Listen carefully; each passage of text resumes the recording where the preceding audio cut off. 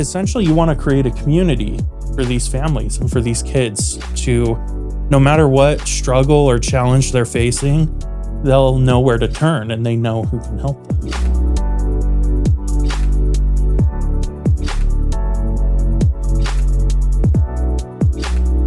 What's up, everybody? Welcome back to another episode of Therapy Unmasked. Today, as always, we're joined by Nick and myself. Hi, everybody. And today we wanted to discuss kind of a newer topic, an important topic most of all, which is a recent nonprofit that Nick has started. And this nonprofit is legit. It is a registered 501c3 in the state of Utah, and it's called the Village Behind the Mask. So Nick, do you want to kind of tell our viewers and our audience and even the people at Ability Innovations about this nonprofit, where the name came from and what's the story behind it? So the Village Behind the Mask is kind of an interesting title because we think about I know that Superman doesn't wear a mask, but when you look and you watch shows like Smallville, it's Smallville that helped Superman become who he is. And that's what we believe about having a child with a disability. It's not just the family that they come from, but all of the people that are involved, their village, all the people that are involved in helping that child become who they need to become. And so we created the Village Behind the Mask to help families when they have a child with a disability, that they can get all of the resources that they need, that there's members in the village that are cognizant and noticing that they're part of that village and they're doing what they can to help support those families and those children with disabilities. The nonprofit is about making those connections, helping different organizations that are part of the village to have what they need and the understanding or the education that they need to really serve those families and those children in the best way possible. I think that's awesome. When I think about your progression career-wise, just as an outsider looking in, I kind of see you go to OT school because you want to help kids and you want to do pediatrics and help kids in these difficult situations. While you're in the school district, you kind of realize that, hey, there's more I could be doing. Maybe the school district isn't the be-all, end-all for therapy for these kids. Yeah, and that's where everything started with the clinic, especially because I was seeing that there was just so much need out there and the school district isn't able to meet it. And then we have great partners like Primary Children's, for example. They have lots of clinics around and they do lots of great work. They've got lots of therapists that are so amazing, but not even they can meet the need that's out there. And we've got other places like ours that are popping up all over Utah. I can probably count on one hand the amount of people that are doing the occupational therapy, physical therapy, and speech, and they're just not able to do enough. And what we found was that as in our journey through building the clinic's Ability Innovations, we were like, hey, there's a lot more that needs to be done. There's a lot of education that needs to go out there. And we were constantly getting requests from other businesses like, hey, can you tell us a little bit more about what you do and why, and help our people understand what is needed out there for these kids? We realized that a lot of the things that we were doing would fit more in a nonprofit because we're giving so much. Even these podcasts and the things that we're doing with the podcast, we're thinking this could really go a lot further if it was a nonprofit that was, in charge of some of these activities that we were doing and really get more service-oriented services out there. That, I guess that's redundant, but having more services out there to meet the needs that are out there than just the therapy that we're doing. I love that progression that you've made to get to that point and your thought process for that as well. Yeah, there's always been a give back component to the clinics, but I feel like we can do even more. I feel like there's a lot more in us. And there's a lot of people that, I've had clients, for example, that are like,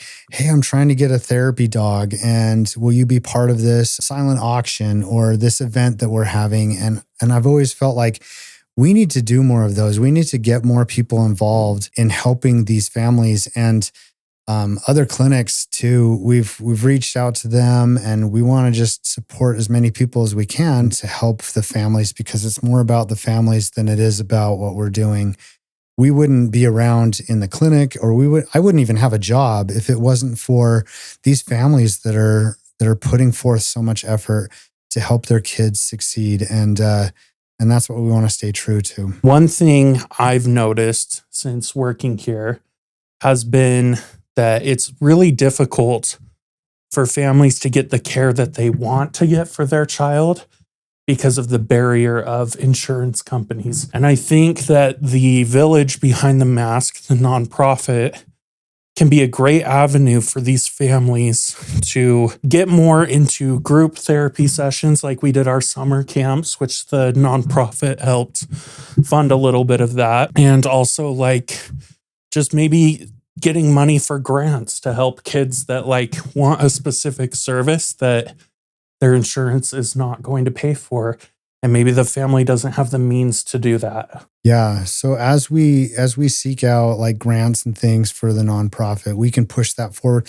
And not only to the kids that we serve in Ability Innovations, but all the kids in the area, in this community, that if they're going somewhere else, or if they're just doing, some kind of service in a different location with different companies, it doesn't matter for the nonprofit who we're serving, as long as, it fits within our mission.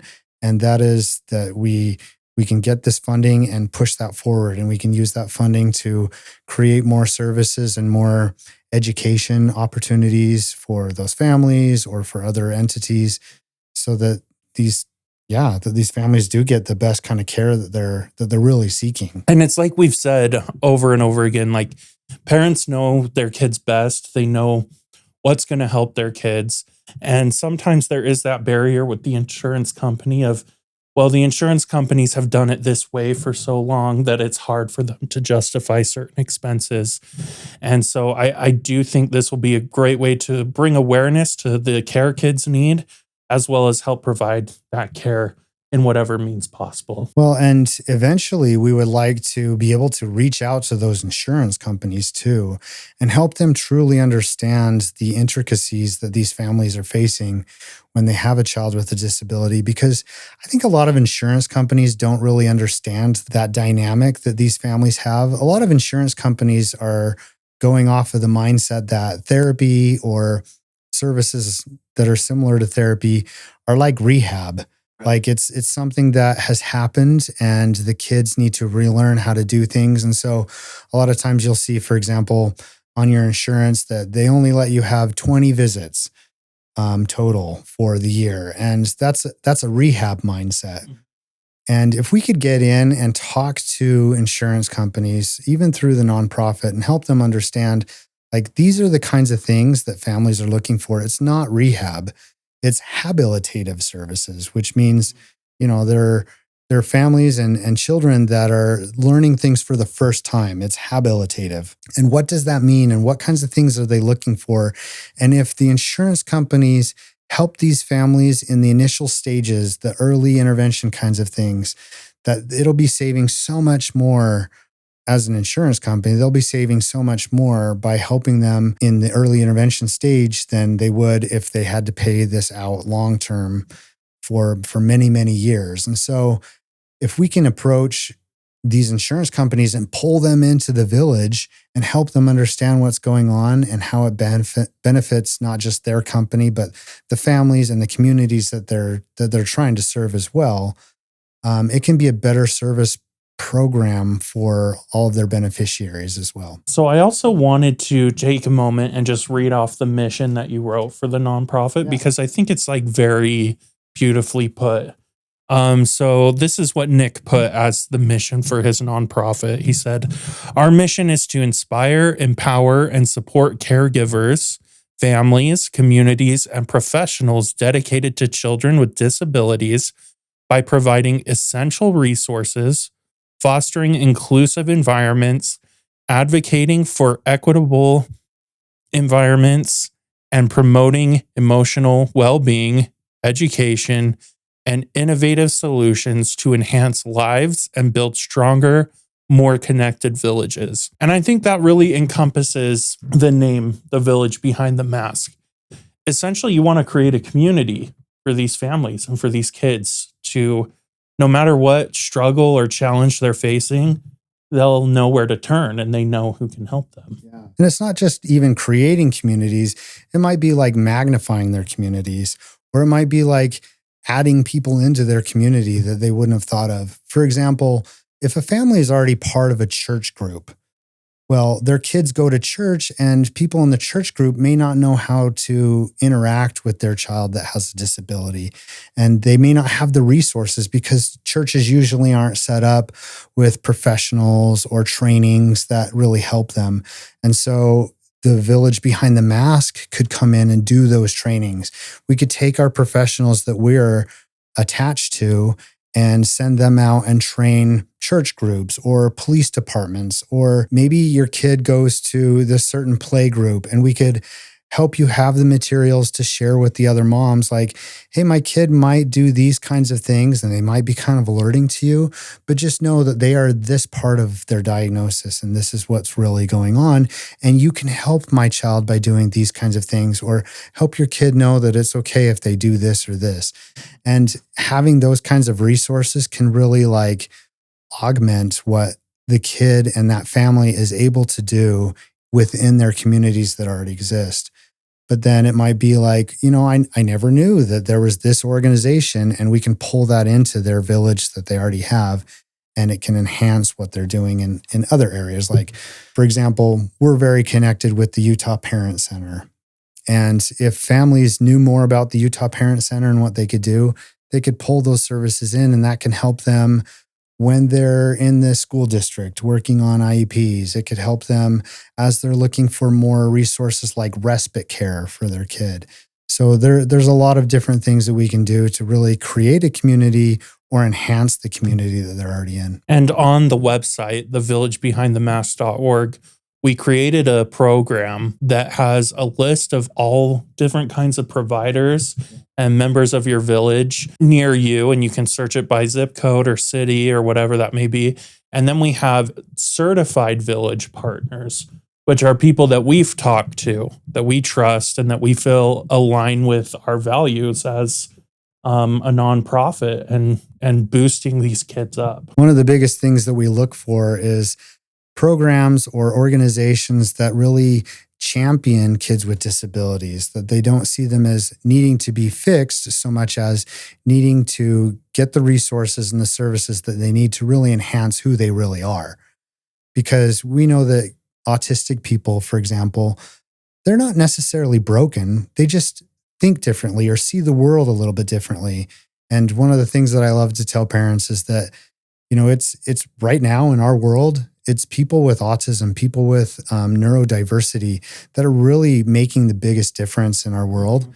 And I want organizations that see them that way too. Exactly. I mean, you think about the kinds of people that have autism, that have made those big changes. Like, if autism was fixed, and wasn't there, the world would not be as advanced as it is right now. There have been individuals in computing, in space programming, and all these different things that have really pushed the needle forward. Yeah, you think about like what Elon Musk has been able to do. Part of it is because of the way he thinks. And he's readily able to tell people like, I have autism, and yet I'm doing this and this and this. And I think that that's beautiful. And if we can really champion those kind of people that have different views of the world, those are the people that are going to make the biggest difference in the world. Because the neurotypical, or the people that just think the same, they're not ready for all of the things that are coming up.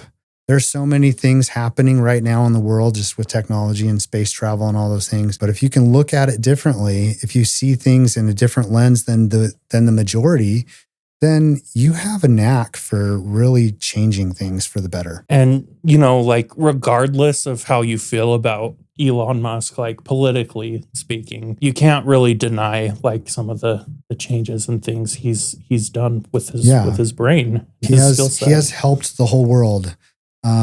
Like you're saying, not everything that he's done has helped everybody, but in the grand scheme of things, he's changed the world significantly. One thing that we did last year as Ability Innovations was the All Abilities Fair. And that came up as a way of showcasing kids talents and abilities to their peers, to their parents, to other people in the community. And it was kind of a fun way of us kind of giving back to the community and the families that we serve. We figured that this year it would be a good idea to let the nonprofit kind of like take the reins on that, because it was pretty much operating the way a nonprofit event would operate. Yeah. And we did that through Ability Innovations. But if the nonprofit is able to take the reins on that, it can mean that this event can get a lot bigger than just Ability Innovations can do. And we can be part of this bigger community. We've got partnerships with a bunch of different groups that are coming in and helping us out with this event that we wouldn't have been able to connect with otherwise. And that means also like part of the village is coming and helping us do this. And I see this program growing. And it's not a program that is meant to generate any kind of income, but at the same time, we're giving so much back to the community that we're in. And we're building awareness for these kids that have these amazing abilities. They get to showcase what they're able to do. And so this event is coming up in September on the 12th, and it runs from 12 p.m., which is like noon, to 4 p.m. And it's for kids and people of all abilities to be able to showcase what they've been able to do. And we know that we have kids that aren't going to take the stage and do the talent show, but maybe they can make a video and show that. Maybe it's artwork that they just want to say, like, look what I'm able to do. I talked to a gentleman the other night that he is a person with autism that sees the world differently, and he's expressing that through photography. So I'm really hoping that we can get one of his pieces that he can showcase in the All Abilities Fair and get a lot of people that are tied to this community, that we can help them see what amazing kids and what amazing families there are in this area. And I just think last year it was very emotional. It was very emotional last year, and it was very beautiful just to see like how much joy these kids had in sharing their talents and sharing their art and things like that. I mean, we saw like an 8-year-old kid do stand-up comedy. Like, where else do you see something like that, right? Yeah. Or like, we saw a kid do break dancing to White and Nerdy by Weird Al. Like, it was just, this is the fair that you would see that kind of stuff at. Yeah. And it's awesome. And it's heartwarming. Mm-hmm. And it has the same kind of idea behind it as like Love on the Spectrum, for example, where they bring these people in and it just turns into this heartwarming experience that we can all relate to. Because I heard it put best, like the kids and the families that we serve, they don't have special needs. They have the same needs as everybody else. And that's one of those is to be heard and understood. One of those is to be able to have a voice and to speak up for what they're passionate about, what they really connect with. And you can start to realize that these kids, they just need the love and respect that we all need. They really are just humans trying to show off their superpowers in the world. And when we come together as a community and really help them as a village, we are the village behind their mask. And we can really champion the heroes of tomorrow. So let's pivot a little bit now to talking about some of the resources that the village offers. A big part of Ability Innovations has always been like, yes, we're going to have some paid resources that will help fund certain events and things we do, but we always wanted there to be like free resources for the parents and the communities that we served. And so a really big one is that essentially what we're planning on doing over the next few months is moving the entire Therapy Unmasked courses over to the village. It'll still be called Therapy Unmasked courses, but the funds made from Therapy Unmasked will directly go into the village bank account, which is a 501c3. So that money is going directly towards supporting kids in the disability and autism communities. Right.